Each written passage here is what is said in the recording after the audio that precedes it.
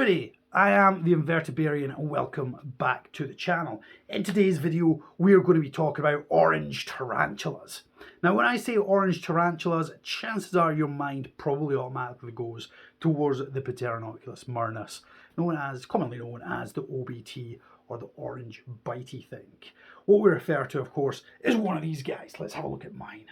So this absolutely beautiful specimen is my male OBT, and as you can see, whenever somebody speaks of an orange tarantula, this is immediately what they think of. The most you're going to see is his molt sitting there, but yeah, this is the OBT, the beautifully acclaimed, highly recommended orange baboon tarantula, Tarantula murnus at its best. But what if I was to tell you there was another beautiful, fossorial, burrowing tarantula that is just as amazing as the OBT? Probably just as shy, but a fantastic and amazing, beautiful tarantula nonetheless. I am, of course, talking about Orphnaecus, Philippinus, or Philippinus. Now, these guys come from the Philippines. The clue is in the name. This is just a little small one just now, but it's actually outgrowing this vile pot it's in. So we're going to be rehoming it into a bigger enclosure. The enclosure we're going to be using is this tarantula room enclosure. We won this as part of a competition on True Spiders International. It's a group on Facebook dedicated towards true spiders, and I won a wee photo competition and won this enclosure, and I think filled up with lots of luscious substrate is going to be the perfect little home for this one here, and allow plenty of time for growth before I'm going to have to contemplate rehousing it into anything bigger at all. So in this video we're going to rehouse this little dudette into this enclosure. Let's set up the enclosure, discuss a wee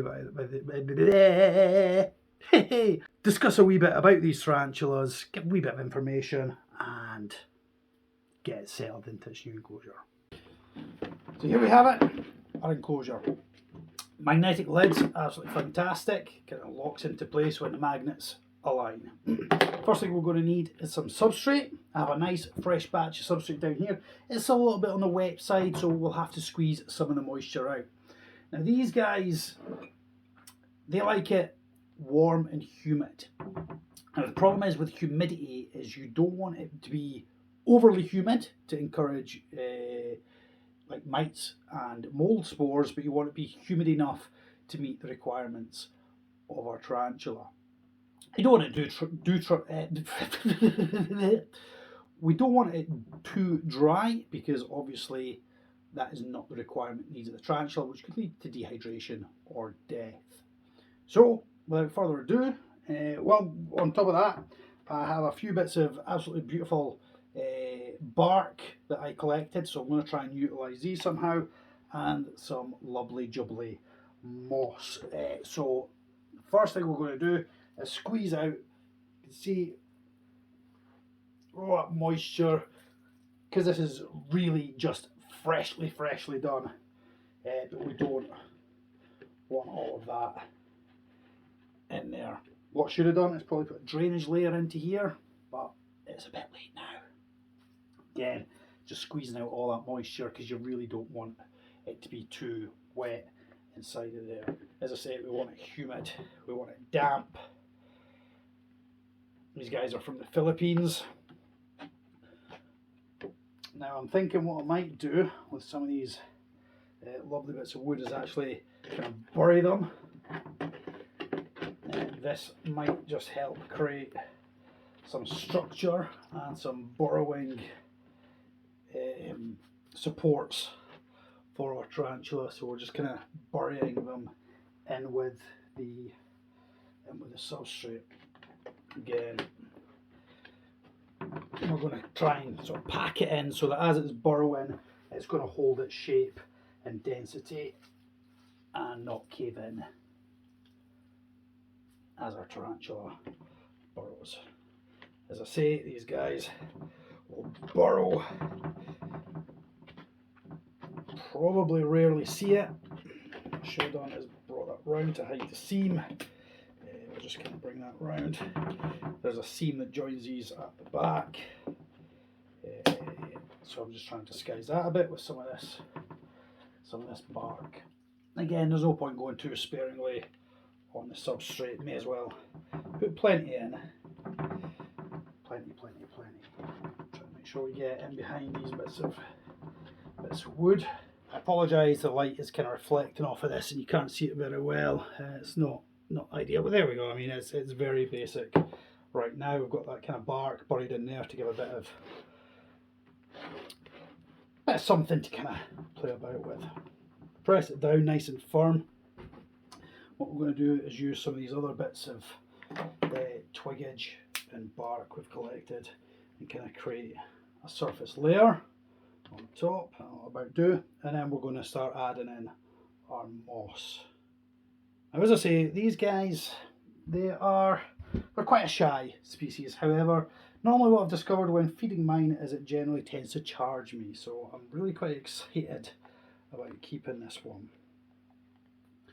Nice, active, feisty tarantula. But as I say, generally these are very shy, very recluse, and will utilise their burrows. And we'll leave a little space for a water dish down in there. One more thing I'm going to add. I'm going to add a couple of little plant clippings into here. Now this plant seems to do really well, and I can't for the life of me remember what the actual name for it is, but I use it in all my tanks, and it grows really well. It's a really hardy plant. I'll pop the name up on the screen. It's a great big house plant we've got. It seems to thrive in most of my tanks. So we have an enclosure made. We'll get a wee look at that. We have a tarantula that's going to go into it, and it's nice and deep and looking rather awesome, if I may say so myself. Ta-da! So all we really need to do, as you can see, I've added a little water dish into there. The plant's a wee bit of a cushion. As I say, I've used these before in other enclosures and they seem to do really well. And I suppose all that's really left is to get this one into here. What I'm going to do at the end of this video, because this one is so, well, not small, it's not small by any means, but it's not full size, so not showing off its true colours as of yet. Our good friend Scott has offered me some pictures of his to use, just to give you an idea of how beautiful these spiders are. It's hiding down in the bottom corner here. Here we go. We have some movement. Should come out. As I say, it's normally quite an inquisitive. There we go. We are out.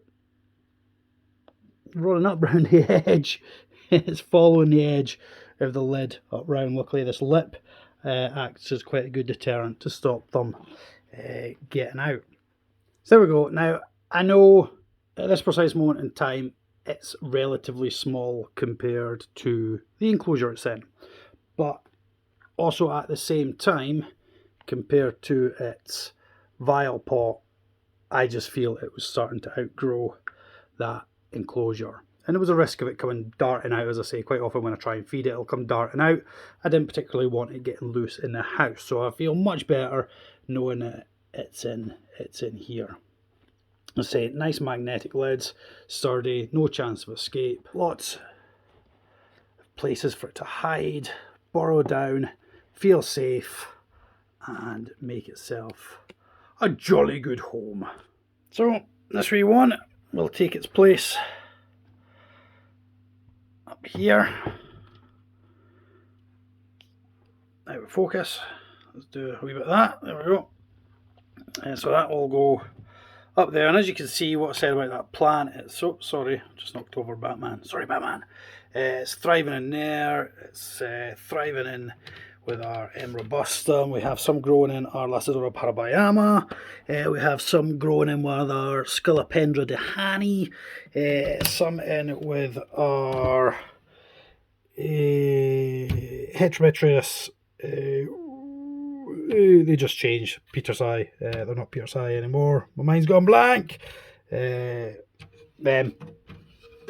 we have some growing in with our isopods.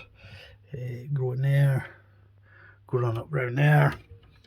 So yeah, this plant is a very, very hardy plant. Where else? We've got some in with our male red fang, some in with our Sahasta infuscata, and of course we have some growing in with our netcast or our Dinopus. Awesome sauce.